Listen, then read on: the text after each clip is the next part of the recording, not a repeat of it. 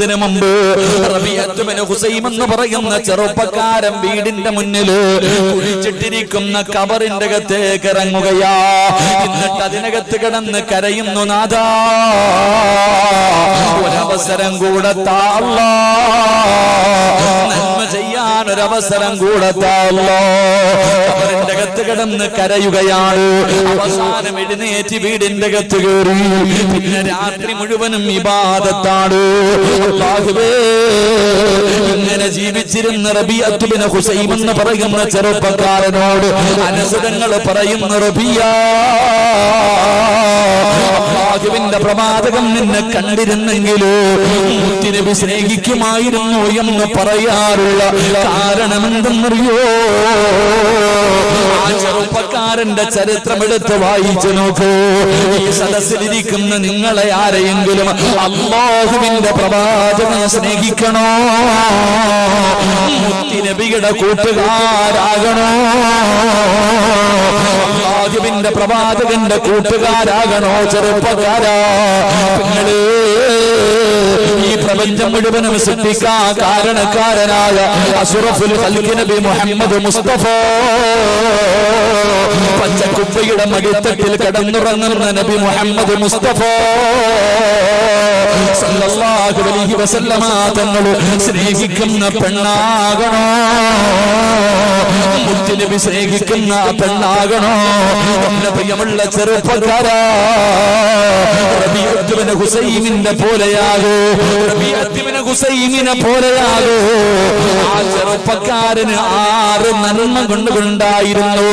ആ റബീഅത്ത് ബിൻ ഹുസൈം എന്ന് പറയുന്ന ചെറുപ്പക്കാരന് 6 നല്ല ഗുണങ്ങളുണ്ടായിരുന്നു. മഹാനവറുകളുടെ ചരിത്രം എടുത്തു നോക്കൂ. ഈ പറയുന്ന 6 നല്ല ഗുണങ്ങൾ ഈ സദസ്സിലിരിക്കുന്ന ഏതെങ്കിലും ഒരു മുസ്ലിമിനുണ്ടോ? നീ അല്ലാഹുവിന്റെ റസൂലിന്റെ കൂട്ടുകാരാ, മുത്തുനബി നിന്നെ സ്നേഹിക്കും ചെറുപ്പക്കാരാ, മുത്തുനബി നിന്നെ സ്നേഹിക്കും ബാപ്പാ. മുത്തുനബിയുടെ ഹൃദയത്തിന്റെ അകത്ത് നിനക്കൊരു സ്ഥാനമുണ്ടാകുമെന്ന് ചരിത്രം പറയുകയാ. റബീഅത്ത് ബിൻ ഹുസൈം എന്ന് പറയുന്ന താബിഈങ്ങളിൽപ്പെട്ട ഒരു ചെറുപ്പക്കാരനെ കണ്ടപ്പോ റസൂലുള്ളാഹി സ്വല്ലല്ലാഹു അലൈഹി വസല്ലമ തങ്ങളുടെ കൂടെ ഹാദിമായി നടന്ന അനസ് തങ്ങൾ പറയുകയാ, നിന്നെ എങ്ങാനും പ്രവാചകൻ കണ്ടിരുന്നെങ്കിൽ എന്റെ നബി നിന്നെ സ്നേഹിക്കുമായിരുന്നു, എന്റെ മുത്തുനബി നിന്നെ സ്നേഹിക്കുമായിരുന്നു. കാരണം നിനക്കതിനുള്ള യോഗ്യതയുണ്ട്, നിനക്കതിനുള്ള അർഹതയുണ്ട്. എന്റെ പ്രിയപ്പെട്ടവരെ, അനസ് തങ്ങൾ അങ്ങനെ പറയാനുള്ള കാരണം ആ റബീഅത്ത് ബിൻ ഹുസൈം എന്ന് പറയുന്ന ചെറുപ്പക്കാരന് 6 നല്ല ഗുണങ്ങൾ ഉണ്ടായിരുന്നു, നമുക്കില്ലാതെ പോയത്. ഈ സദസ്സിലിരിക്കുന്ന നമുക്കില്ലാതെ പോയതും അത് തന്നെയാ. ഈ പറയുന്ന 6 നല്ല ഗുണം എനിക്കോ നിങ്ങൾക്കോ ഉണ്ടെങ്കിൽ നമ്മൾ മുത്തുനബിയുടെ കൂട്ടുകാരാ. അല്ലാഹു ആ കൂട്ടത്തിൽ നമ്മളെ പെടുത്തുമാറാകട്ടെ.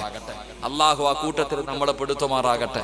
ഉറക്കല്ലാഹു ആ കൂട്ടത്തിൽ നമ്മളെ പെടുത്തുമാറാകട്ടെ.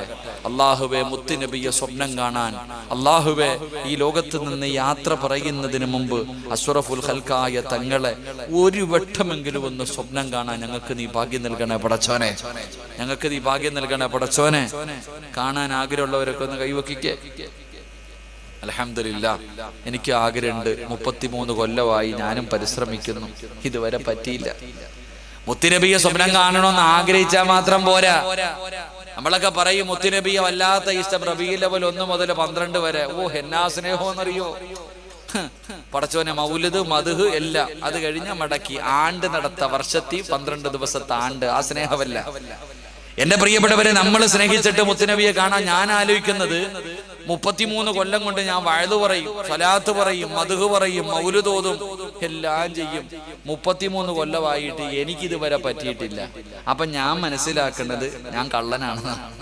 എന്റെ സ്നേഹം കള്ളസ്നേഹമാണ് ഞാൻ പഠിക്കുമ്പോൾ മനസ്സിലാക്കേണ്ടത്. അതാണല്ലോ 33 കൊല്ലം കൊണ്ട് ഞാൻ പരിശ്രമിച്ചിട്ട് മുത്തുനബി എനിക്ക് കാണാൻ പറ്റുന്നില്ലെങ്കിൽ എന്റെ സ്നേഹം കപട സ്നേഹമാണ്. അല്ലാഹു അത് നല്ല നിലയിലാക്കാൻ ഭാഗ്യം തരുമാറാകട്ടെ.